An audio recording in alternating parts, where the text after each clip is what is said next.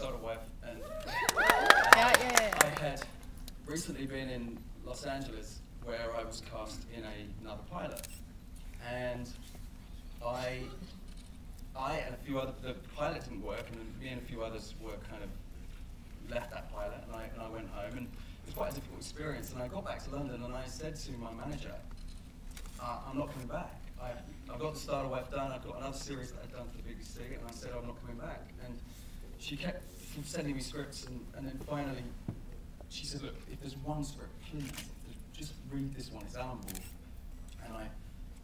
And I said, okay. So I read it that night, and I could not believe this script. And me and half of Equity from England was in that room the next day.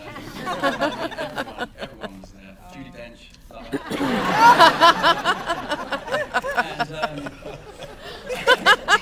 And I put it on tape, and literally they emailed it to LA, and literally that day they said, "Can you fly tomorrow?" And I did, and then I met these guys, and it was a pretty kind of amazing process. From meeting Anna and auditioning with Alan, there was a kind of really lovely feeling in the room that day. And then the next day, we had this thing in front of HBO, which everyone's just described, which is terrifying.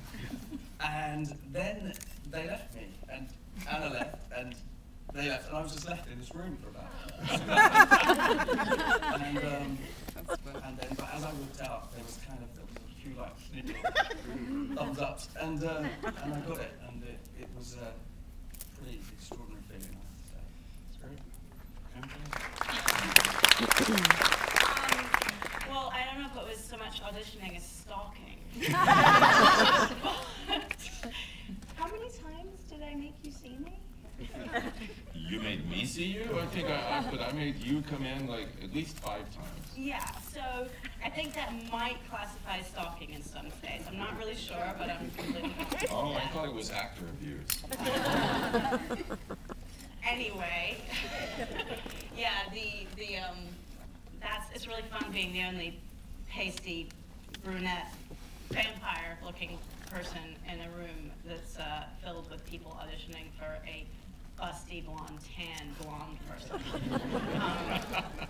Yeah, it really inspires an enormous amount of confidence for that first audition. But in a certain way, kind of was like, okay, well, screw it. If they want that, then that's what they're gonna get, And I can only be who I am, and I will be forever grateful that Alan and HBO were able to see beyond the sort of aesthetic and, look at it more as a science project. And that it's going to show up looking and walking in the door exactly how you want that person to look. And it's been unbelievable, and I'm incredibly grateful. And yes, the 2 hours of waiting after your screen test in that little room is really hideous when you're thinking, of course, they're not going to cast me, but, and then they say, okay, you can go home now.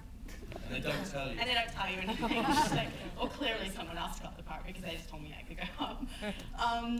And this has been amazing. I mean, I'm incredibly blessed. We have an extraordinary cast. Our crew, both seasons, are phenomenally talented and hardworking. And this is the dream job. I mean, it's amazing. It's really interesting. It's such an international cast. I mean, the show's based in Louisiana, so you'd think the southern, feels the south. Like you have Sweden and New Zealand and England and Australia. Don't forget that.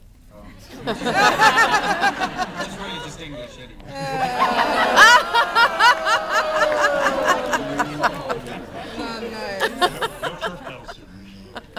Was that your thought in mind when you were casting, that you want to have that kind of next? No, I just cast the best actors. I just look for people who come into the room and bring those scenes to life. Did you have anybody in mind when you were writing, as far as actors? I didn't, but I have to say, after I had written the script, I saw Ryan in the movie Flicka, where he played like the hot, sweet brother of a young, innocent girl, and he was kind of Jason. It was kind of with Jason, only of the PG version. So I saw it, and I was like, that kind of could totally be Jason. That's Jason. So once I started casting the series, I requested that he come in. And I mean, you had done such a great film line for so long. Did you want to get into series television? It's a whole different world with the grind of the 18-hour days and that kind of stuff. You know, it's funny, the 18-hour days happen in film as well. It's just that, you know, apparently it's more scary when you are in television. People talk about it more. No, I was absolutely 100% sort of looking for a job like this. I mean, I've been sort of gypsying around on film since I was 11 and had sort of started talking quite openly in a way that I normally don't do because I don't like to jinx myself. Of saying, you know, what would be really great is one of those great HBO shows to get to sort of have, you know, a really fantastic job that you're passionate about and that you get to go back to and you keep, you know, growing with it and because they just do amazing things and, you know, it was kind of freaky that this came around. And Stephen, were you looking to come to the States at that point in your career?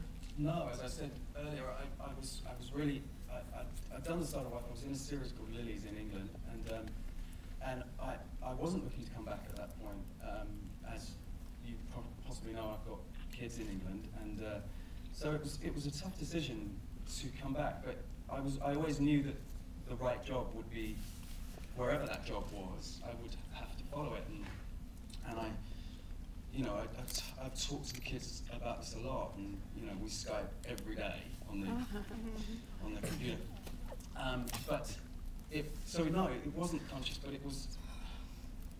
I've said this to Alan, I've said this to everybody who can get bored by asking me this question. There is not another job out there that I would rather be doing, film or television. I mean, it's wonderful. The chemistry you guys have on the show and everything. Let me talk about some of your favorite scenes. Regina, I have to say, your stuff with the actress who played your mom, some of that stuff was really great.